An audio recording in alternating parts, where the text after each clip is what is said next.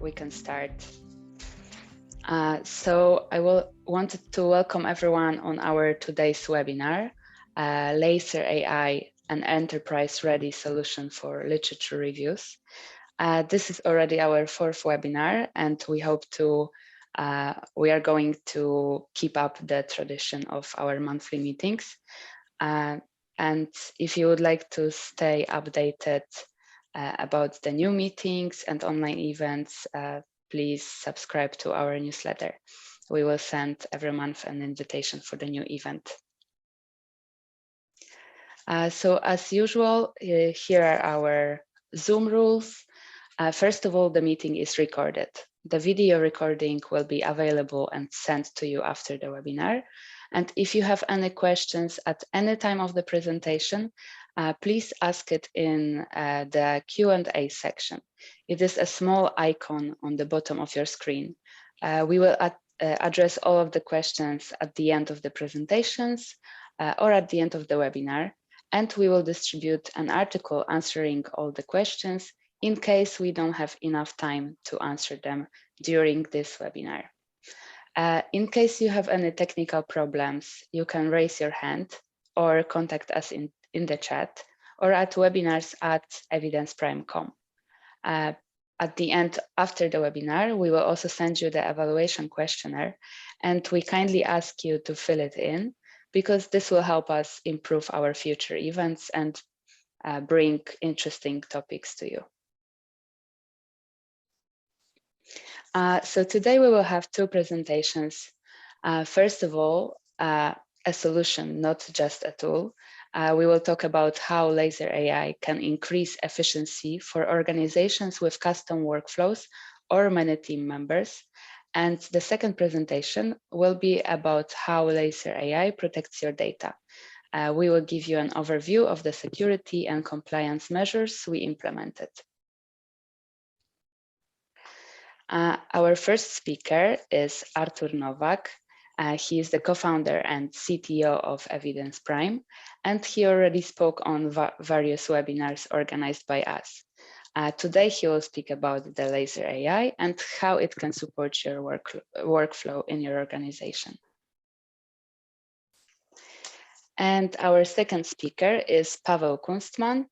He is also a co-founder and the president of Evidence Prime. He focuses on enterprise security and AI features of Evidence Prime software. He also manages the company operations. Today, he will speak about how Laser AI keeps your data safe, and he will provide us with the overview of the security and compliance measures. So that's it from my side. And Artur, I would like to give you the floor to start the presentation.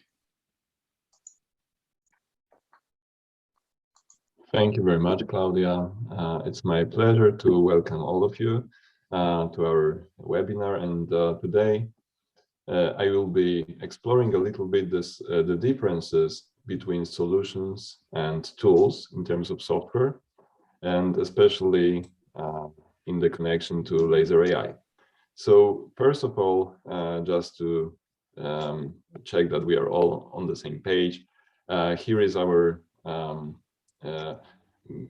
big diagram of what Laser AI is. So it's a tool that semi-automates literature synthesis. It starts with scope definition, then screening, so selection of relevant documents. It also includes modules for extraction of data from text into some structured form. And all of this is then completed with a data repository, which we call Evidence Warehouse. And it's also being constantly monitored for new literature as it's being published. So here is the overall scope of the tool, and I will get into more details and more features of it throughout my presentation. So first of all, where this difference comes from between tools and solutions. So here is a screenshot from our other tools website from GradePro. and the most striking difference that you can see between tools and solutions. So most of the time, tools can be bought off the shelf, and there is a fixed price and fixed scope for such software packages, while on the other hand, the solutions require some discovery calls, some in-depth conversations around what actually needs to be done. And when I read around the web, trying to find some analogy of this difference, what very often comes up is the difference between renting a flat and hiring an architect and a construction company to build a house for you. So, of course, in the latter case, you most likely have some sort of a plot for building this house. You want to set the number of bedrooms, you want to customize how it looks, how many floors it has. So, of course, this is a good analogy to what we have in the tool versus solution scenario. However, where it falls short, especially in terms of in the context of what we do with Laser, is that we are not building these solutions or the software that power these solutions from scratch. There is a considerable amount of work already invested on our part that result in some software components that we can piece together and configure to apply it to your workflow.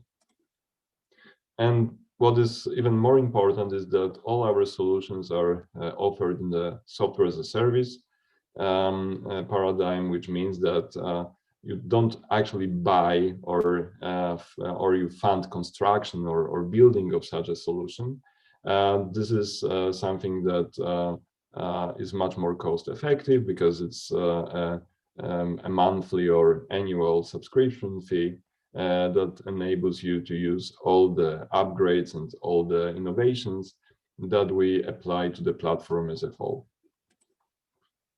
The process that we have for developing these solutions can be broken down into 4 steps. So it all starts with analysis of what is the current process for evidence synthesis, who is involved in terms of groups, but also external partners, what software is currently being used, but most importantly, what are the problems right now? What are the inefficiencies?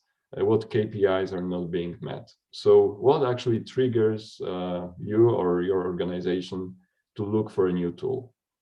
So this step is really the cornerstone of our work, and this is the most important step where we involve our business analysts and domain experts in the field of evidence synthesis.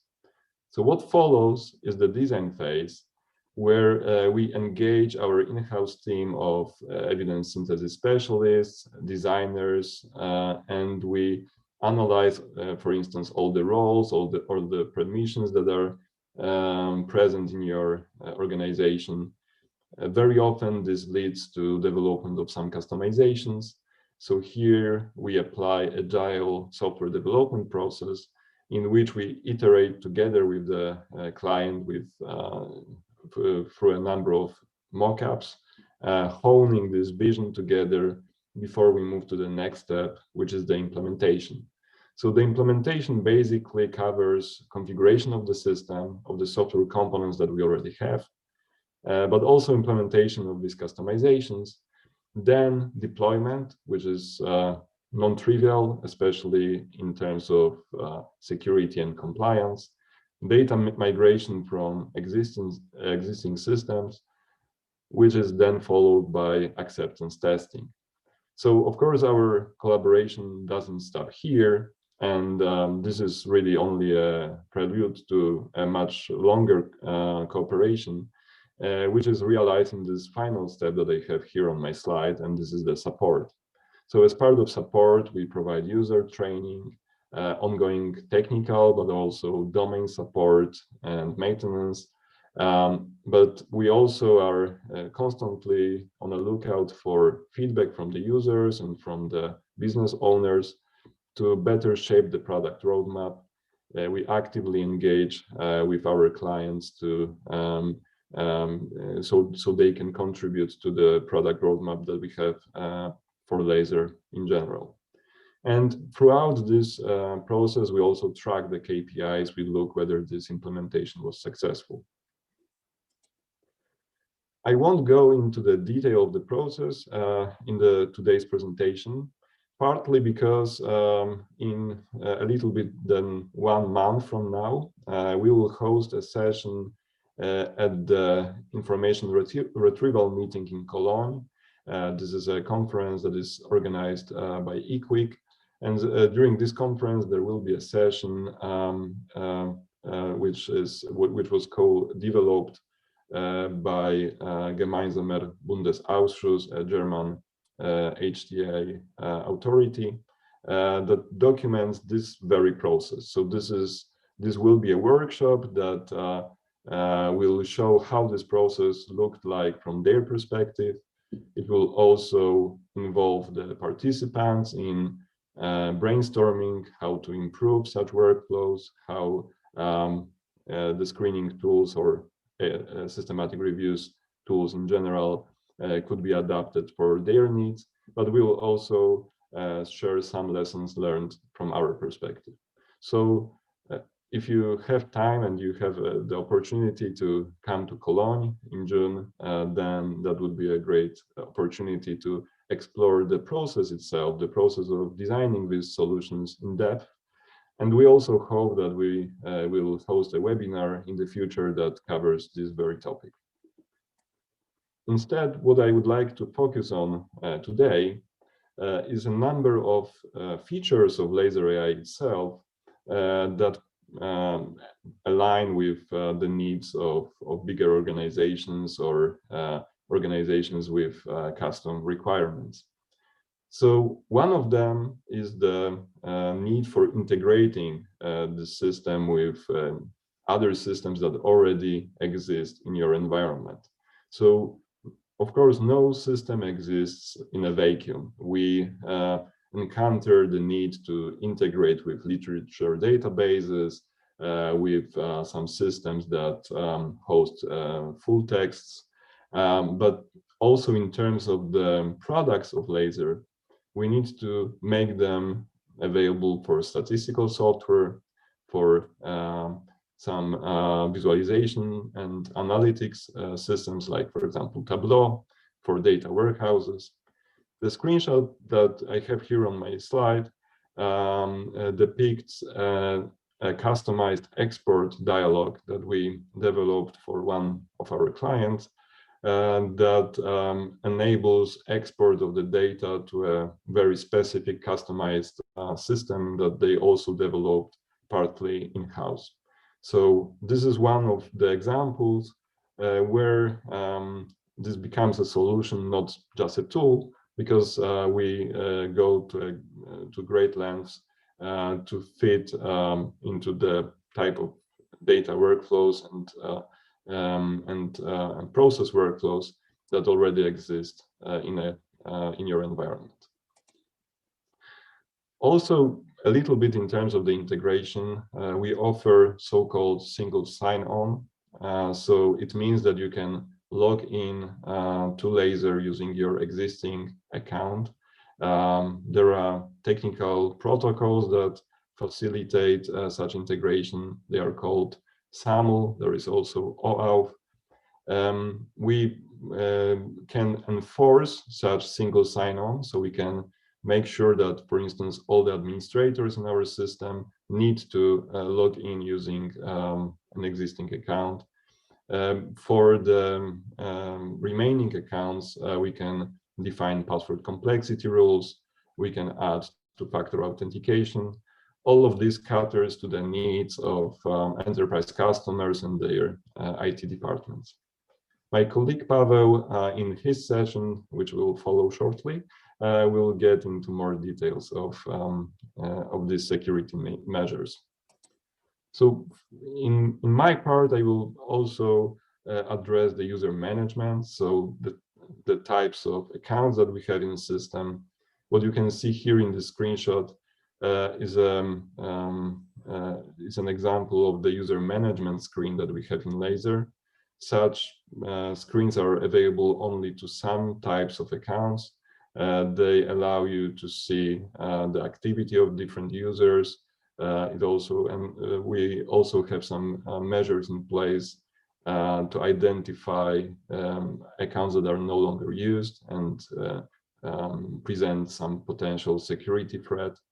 And this is it's also possible to define who can create accounts of what type, of what level of permissions. On the project level, we have so-called role-based access control. Together with clients, we define what types of roles are needed in their use case, and we define them to closely match them to different roles that already exist in the organization. So the idea here is that we are not trying to adapt the different departments or different roles to use different roles in our system, but rather model the roles in our system after what is already existing business-wise. What is also very important is a very extensive reporting functionality in Laser that allows you to see the results coming from different users, filter by them, create some reports, but also see a very detailed audit log of every reference. So this is very often required for compliance measures. In Laser, we record every event, like assigning some record to a user, recording all the comments, all the decisions, so then they can be accessed and if it's required for some investigation or simply to generate a report. We also adapted the platform and built it in such a way that it's very flexible in terms of the workflows. So for instance, we already had some cases where we had to add additional stages in the evidence synthesis process. It's also possible to define some project templates, so you can be sure that all the projects created in your organization follow some similar structure. And we are paying a lot of attention to accessibility. So here what you can see in the screen is a dialogue where users can customize the colors that are displayed in the tool. So this setting is global, which means that every instance where, for example, the positive or green color would be needed can be replaced with some other color. And this, of course, is very important for all the employers that need to assure that their employees are not prevented from performing their jobs due to some disabilities. To back this all up, we offer service level agreements for both system availability. Here in the slide, you can see a report from the last month for one of our systems. We make these numbers available to our clients so they can verify whether we meet our commitments. But we also have SLAs for the support, for support response times, and for resolution of any technical errors or problems. So depending on the severity, for instance, for very severe problems, we sign contracts for 2-hour response time and 8-hour resolution time for some of these problems. And because this is a part of the contract, it's always subject to negotiation. What is also important is that we support advanced change management, which means that we are not updating production environments of our clients with new versions without any prior notice. Very often we set up so-called staging environments or QA environments, and we push every new release to such environment first, so the clients can validate this new version, train the users if it's necessary because of some substantial changes, and only after green lighting move of this new version to the production, we deploy it and do the data migration of the production environment. So this way, our clients have control over the enablement of new features and also the timing of rollout of new versions. In terms of the deployment options, we also invested very heavily in making our system flexible in this regard. Laser AI is a so-called cloud native system, which means that it's built on Kubernetes. It can be deployed on any compatible cluster. Our preferred platform is Azure, for the reasons that my colleague will explain in a minute. But we can also deploy it on any private cloud, on AWS. We can deploy it also on Google Cloud Platform, but as well as on on-premises servers. So this was overview of different functionality that we have implemented to cater to the needs of enterprise users. And I wanted to finish it with one case study of how we applied laser and how we designed laser to meet the challenges of controlled vocabularies and of consistent data extraction. So we were working on this problem already for some time. This is a screenshot of a so-called recommendation map that we helped develop for WHO Global TB Department. And as part of this work, it was necessary to map all the existing TB recommendations to some number of predefined categories, which basically is a form of data extraction of these recommendations. And as part of this work, we also saw how difficult it is for extractors to use some very big terminologies or ontologies without proper training. So our approach based on these lessons was that we created 3 layers of codes in Laser AI that simplify this data extraction process without sacrificing the flexibility. So first of all, we have this first level of universal terminologies and ontologies, such as UMLS or ICD-11. But we are not asking the extractors to use this directly, being wary of all the problems that we experienced in the past. Instead, we ask our users to form some group on the organization level that creates a customized codebook based on these codes from the general terminologies. But these codes would be, first of all, non-conflicting, meaning that there will be no code that is duplicated coming, for instance, from 2 different terminologies, and they are organized in such a way that their use is consistent and well understood. Then on the project-specific basis, we ask the project managers to create a narrowed down version of this organization codebook. So the extractors are not expected to use even the whole codebook, but rather some even narrower version of this. So I will now switch to the tool and I will show you a very small toy example of how it works in practice. So what I defined here is a small controlled vocabulary for outcomes.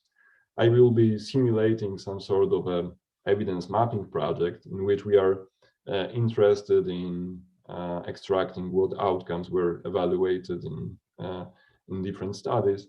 And just to keep this example simple and accessible, I will use very, I would say, simple outcomes.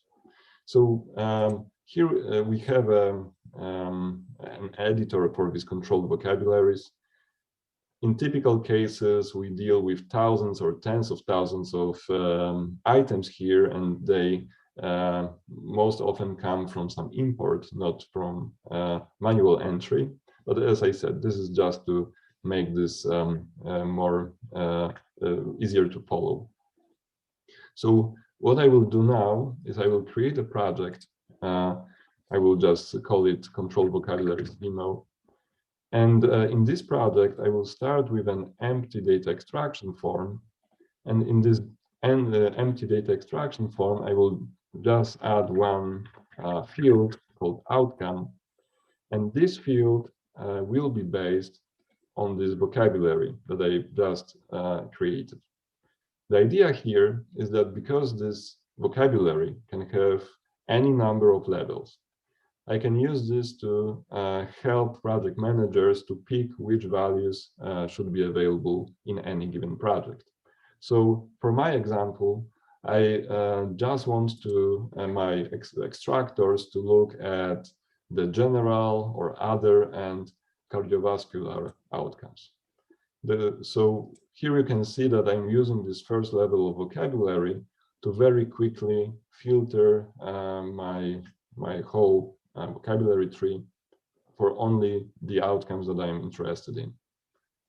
Now I'm creating an attribute in my data extraction form. And what follows is shown here in the form preview. You can see that I have total of 4 different values here. And as the project manager, I can say that there is a very important omission there. They have no cardiovascular related mortality. So at this point, I can add something that is not present in the organization codebook. I can also enable model suggestions. So I will use machine learning model to suggest or to highlight different outcomes in the text. And here it is, my very simple extraction form. So now I will upload one PDF that I prepared before. So it's now being uploaded. And what you will see here is that after it processes, which should take a couple of seconds, the tool is able to automatically pull any pull the metadata from this paper, the title, the authors, and even the abstract. So I don't need to really upload this information separately, although I could. And this is also handled by the tool automatically. So now this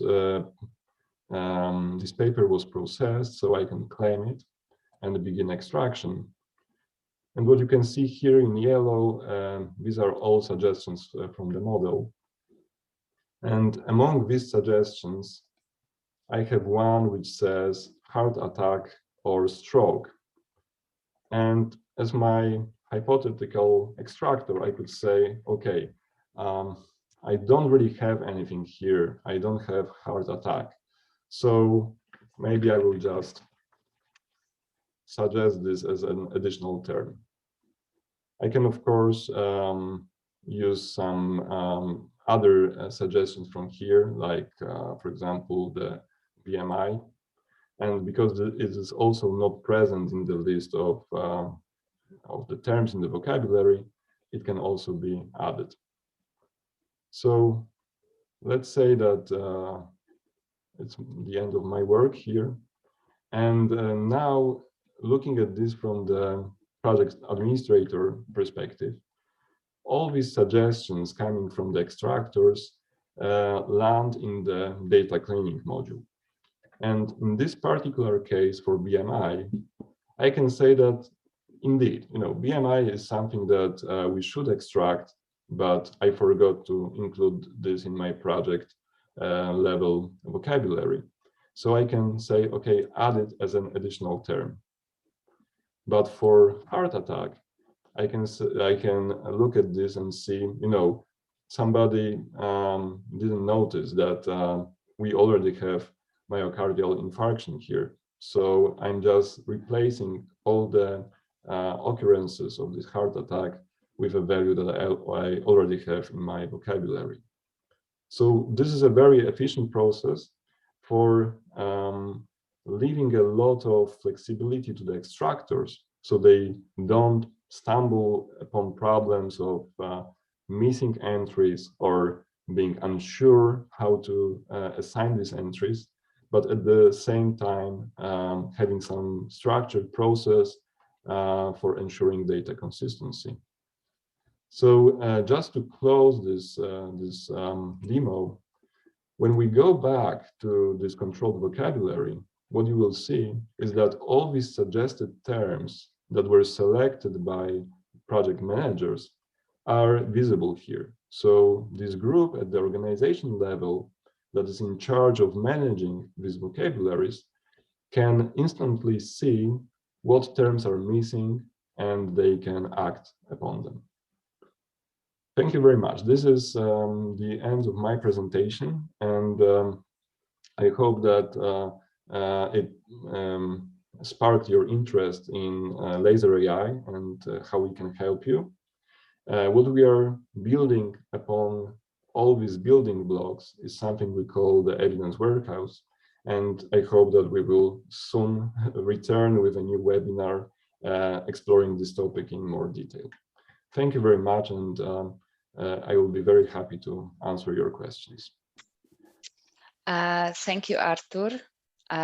For now, we do not have any questions yet, but I would like to remind everybody that in case you have any questions at any time, you can use the Q&A button to write them down, and then we will answer them either at the end of the second presentation or later on if there is not enough time. So then I think we could move on to Pawel, to your presentation.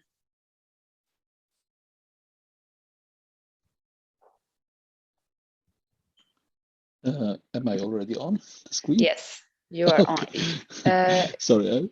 You just have to share your presentation. Absolutely. Hello, everyone. I'm going to share the presentation.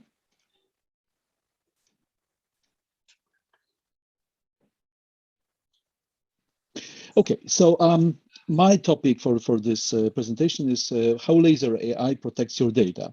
It will be kind of an overview of the security and compliance measures that we implemented in laser in order to protect the data. So the first topic is really, what is security? So information is secure when, and here we go, where you come into something which is called the CIA triad. So it is secure when it is confidential, integral, and available. These are just the terms. What it really means. The confidentiality is probably the easiest. If you have someone who accesses the restriction section, for example, of your data, then this information is not confidential.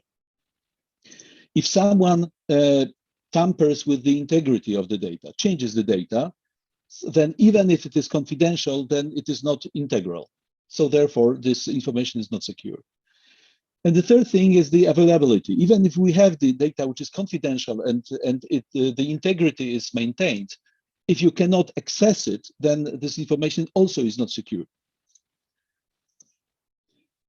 The second thing is the security as a process, as something which a company can offer, what it is. So I asked Google about it, and the Google provided me with some terms here. So some of them are not really useful, but some of them actually are. And security actually is a team effort. Security doesn't rely only on one part or one person or even one part of the team, because if we are talking about security of a cloud system, for example, then we have at least two parts. Usually there are even more. So there is the service provider, which is us, for example. There is the customer, who is also responsible for the security of the information.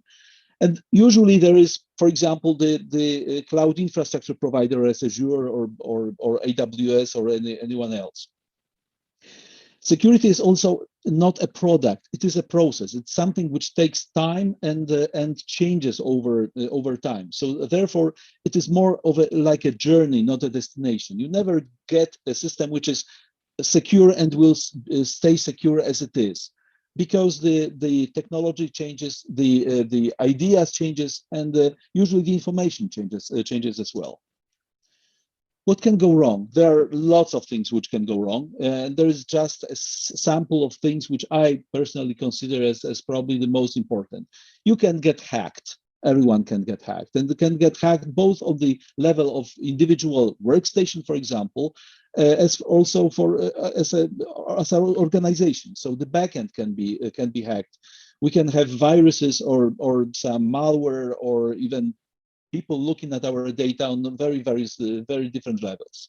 We can have data or privacy breach. It is usually a result of getting hacked, but not always. Sometimes these are your own employees who can, for example, steal the data, or our employees potentially.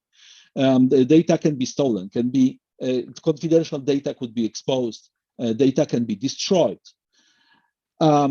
Next group is unprivileged access. It usually results in the data or privacy breach, but it can have even further reaching consequences. Usually it is a matter or a result of misconfigurations. So someone got access to somewhere because someone gave him or her the access, but very often it's also a matter of bugs. There are human errors, so software bugs, operational errors. People who deploy something can make an error. There are unprivileged access human errors. So person who should not get access does something, and that person doesn't know how to do it. It usually results in an error or some problem. And the user error, of course, which is related usually to lack of training. And of course, there are malicious human behavior. So it can result in any of the above and more.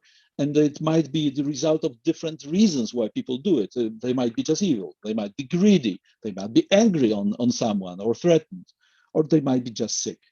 And it really happens. And unfortunately, we have to deal with that if we want to create secure systems. And of course, the last category is disaster and incidents. So it can be infrastructure failure. We have encounter it from time to time. There can be software or data failures. There can be business-related disasters. So the company can go out of business, for example. There can be personal problems. So if someone loses all or half of his or her employees, then we obviously will have a problem, right? We can have intrusion on different levels. It can be on the IT level or physical ones. We can have legal issues. We have privacy or confidentiality incidents, or physical disaster, or even war, which we right now can see with our neighbors in Ukraine. So what can we do about it? Actually, we can do quite a lot. So in case of getting hacked, we can prevent on different levels. We can do the design, secure the design, we can test, we can review, we can update components. We can detect, so we can monitor what happens. We can alarm when we detect some behaviors or events. We can react to that. We can do the backup and recovery. We should have written the incident response, how we respond to that. We can have legal ways of mitigating the problems.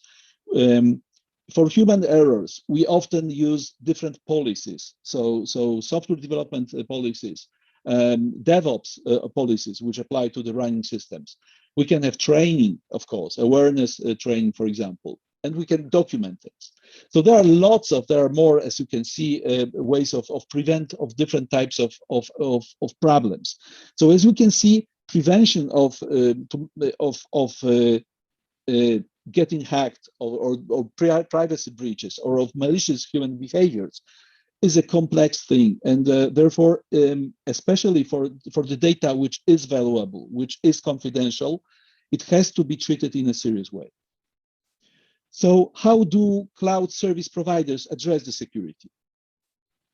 So usually we look, cloud service providers, as we are, look at both at the technology and at people. On the technology level, we first look at the software development. So we provide secure technical design and implementation. So this applies to the development team, to testing, to the procedures of how we work. We also secure technical operations. So cloud infrastructure, network, configuration management, monitoring and procedures, all of them are in a domain of something which we now call DevSecOps. So development, security, and operations. But we also look at people. So in service providers usually create procedures. So living policies that say how we operate, how we avoid problems.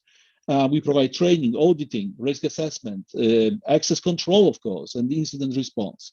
All of that is wrapped into a topic which we call security policies. And the last one is the customer procedure. So our partners, the people who buy services from us, also have to be engaged. So that's why we provide together deal with access control, with training, with awareness, and define together how we react to incidents. And the reacts, all of that is within a couple of categories. So with the user documentation, with the contracting, of course, and the customer policies, which very often are designed by the customers themselves. Then we apply to that the monitoring and auditing. Monitoring is something which allows cloud service providers to monitor if everything is okay, if there are no problems, no incidents. Auditing, on the other side, it's a regular thing which allows some external companies, external experts to verify whether the company does everything as they should. If we combine all these together, we get the compliance. So as you see, compliance is a pretty serious thing. There are a couple of standards for that. The most known are SOC 2, and there are type 1 or 2. The first is just one-time thing, and second one is something which is monitored over time. There's the ISO 27001, which is a European standard of a similar thing, similar type to SOC 2, although more rigid. There's the FedRAMP, which is a standard which wraps SOC 2 and NIST to be able to provide US governmental organizations a way to buy secure products. By the way, Laser is now in the end days of the validation of FedRAMP. We have NIST, which is a set of controls of security, and we have GDPR, which really says about the privacy of data, personal data. So what do we, Evidence Prime, do with all that? We do a lot. So first of all, we have security policies. We have that for last 2 years or 3 years. The last iteration of that was in October 2021. We have 26 living policies. Living means that we adapt them to the current environment, the current needs. I will not go through them, there are too many. Our policies are SOC 2 and FedRAMP compliant. It doesn't mean that we have SOC 2 or FedRAMP certification right now, because we are in the process of getting the FedRAMP, and SOC 2 we will probably get in the end of the year or apply to it. But our policies are compliant with that. We are already audited during the FedRAMP certification, which is, as I said, in the final days. And we provide the obligatory employee security training. All our employees must adapt to the policies that we have in place. We have secure cloud infrastructure.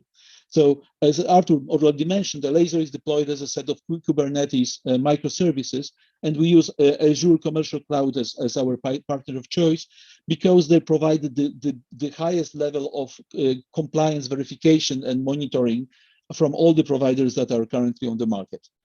So it utilizes FedRAMP moderate security blueprint, and we added to that automated deployments and updates so that the people do not have to tamper with the deployments themselves, because it's a source of errors, which, as we discussed before, are one of the main reasons for insecurity of the information. We have multi-level data encryption. We have AP-based access only. We have really around-the-clock monitoring and auditing of everything we do. Everything leaves a trail. Everything can be audited.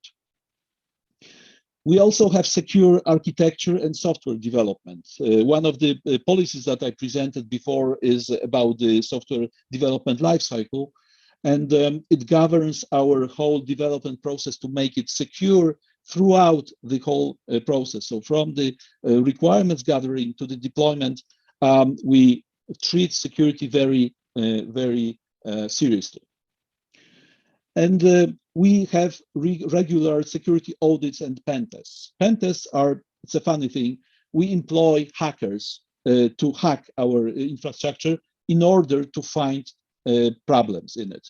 So they do that every 6 months. We employ them to find out whether our system is hackable. And if they find vulnerabilities, we just fix them. We have policy reviews every year, and it's internal thing. We check if the policies work, whether it's something to be fixed in them, whether there are cases which are not covered by the policies. And we have audits. In these days, we have FedRAMP audits, which are yearly. Soon we'll also have SOC 2 audits, which will also follow. So these audits will check whether our policies are met, whether we do things as we say we do. And we have the security-related cooperation with the customers. So every time we have new customer who requires high security, high confidentiality, we always go through the discovery of the requirements. We go to the definition and configuration of user roles and privileges to avoid problems with unauthorized access, for example. We go into production roles responsibilities on both sides to avoid problems with the personnel, for example. We define the maintenance rules and schedules and communication channels to avoid problems with accessibility to the system. We define incident response procedures. So what happens if something happens, right? What do we do together? And we define the definition, or we define the pen test schedules, because they might interrupt with daily operations, so they have to be adapted and agreed with the customer. There are lots of other things what we do, but this presentation is too short to go through all of that. What are the benefits? Well, we have a dependable service. Our customers have full audit trail. The data is always backed up. We are compliant with the corporate security rules. Not ourselves, not our only, but also we adapt to what our customers need. We have clear incident response procedures. We have monitoring of our infrastructure, of our service around the clock. We are audited by certified third parties. The US government can use laser now. We are verified by hackers.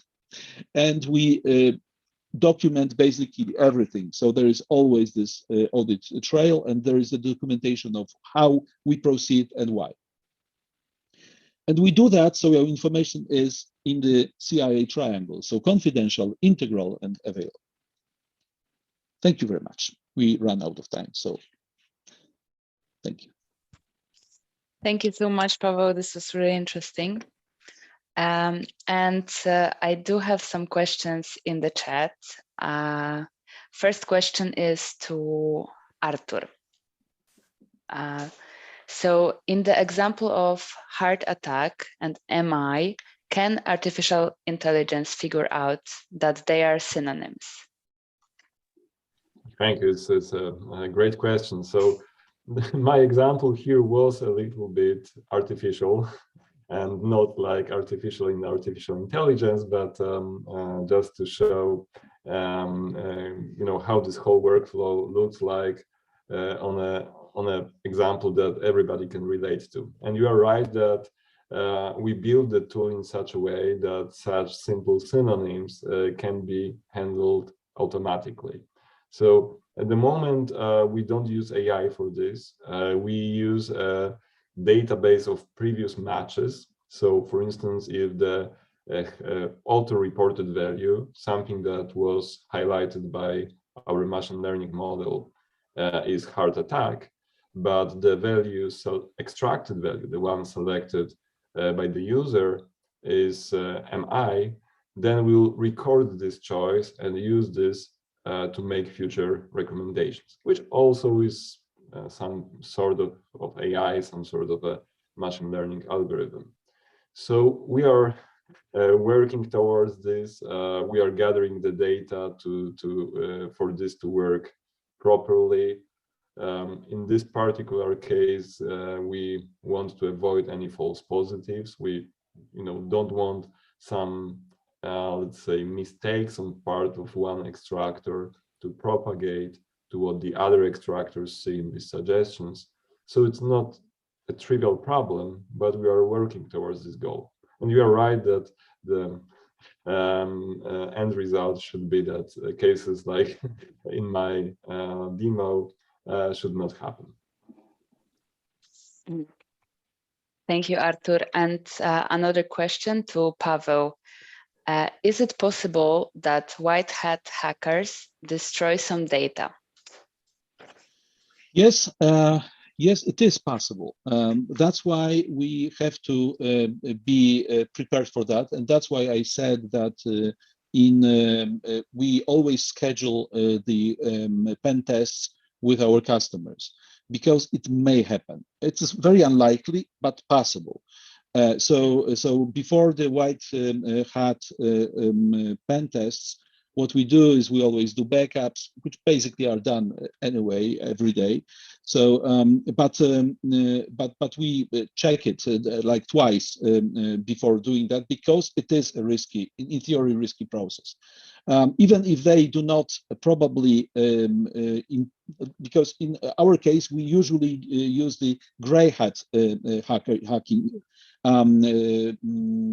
which really means that they know a lot. They got information and access to internal systems that black box, sorry, I said gray hat, not great hat, gray box type of penetration tests. So it means that they do not treat it as a black box, that they don't have access to anything, but they got access usually to internal systems. So they get some admin account, they get the user accounts.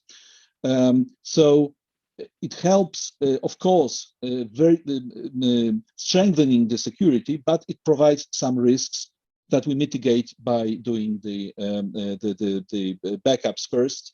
And coordinating that with the customers, because we, by the way, we very often also ask hackers first to hack our QA systems before they go to the real systems. But yes, this risk exists. Thank you, Pawel. Another question to Artur. How long it typically takes to implement laser? Yeah, so of course the universal answer is that it depends, but we typically reserve around 3 months for the whole process. First of the requirement discovery, then the analysis, implementation, and the rollout. Of course, it can also take more, depending on the current state of the processes, number of departments, number of users, whether we need to do training or not. But in general, we, at the moment, target, I would say, bigger groups that can leverage our expertise and our resources in these projects. So the title of my presentation was a solution, not just a tool, which also alludes to the fact that it is possible to use laser off the shelf. The fact that we currently specialize in these bigger deployments is our business strategy. And it means that the way we operate and we structured our team makes us, let's say, more, I think, compared to the competition, we are, let's say, more likely to be engaged in some bigger deployments. But Laser remains a tool that can also be used as it is without a lot of customization. And of course, in these cases, the implementation can take much shorter. Thank you. I have another question to Paweł. What personal information does Laser store? Mm-hmm.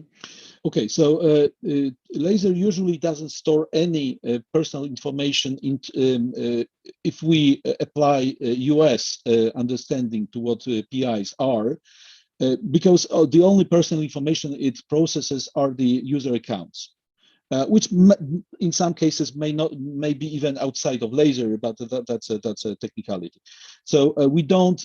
But in Europe, it is treated as personal information. So from the GPRD standpoint, we process the names and the email addresses of the users of the system. In the US interpretation, we don't process any. Okay, and a related question, if Evidence Prime employees can access of any of the personal data? So first of all, as I said, there are no other personal data than these ones. Usually the user accounts are something which is shared with Evidence Prime employees because it helps support, but that's the only really reason for that. Okay, great. So I have the last question. How you handle holes in the technology that you use, like libraries? Mm-hmm. I don't know, Artur, would you like to answer that, or should I? I think we can answer both. Yeah. I can answer from, let's say, the development perspective, that we have some automated code analysis tools that keep databases of detected holes, or as they are called in the technical lingo, vulnerabilities. And they alert us anytime there is a discovered vulnerability for any of the libraries or server components that we use. But I think, kind of segueing to what Paweł will probably also address, is that we leverage the cloud provider, being, for instance, Azure, and their processes for patching these holes. So Paweł, maybe you want to. So you said almost everything, but just to add a few words to that, is that it is true. We now use the Azure DevOps pipelines for that, and they actually have very good, in our opinion, support for fixing or detecting first, and then reporting all the holes during the build, but also later. So they, because they have the repositories of all the modules that we use for assembling the solution, they can do it every day to check whether there are any new vulnerabilities of any of the libraries that were used to build the product. So we know that even for the products that are deployed, not just built. So it's not only a part of the build process, but of a constant monitoring as well. Okay, thank you very much for your presentations. And here on the screen, you can see our social media for everybody to follow us. In case you have any more questions or requests, you can always contact us at webinars@evidenceprime.com or at sales@evidenceprime.com. And yeah, that's it for today. Thank you a lot, Paweł and Artur, for your presentations. And I guess see you next month for the next webinar. Thank you very much. Thank you very much to everyone who participated, and we'll see each other soon. And the video will be posted in a couple of days. Yes, exactly. Okay, goodbye. Thank you. Goodbye.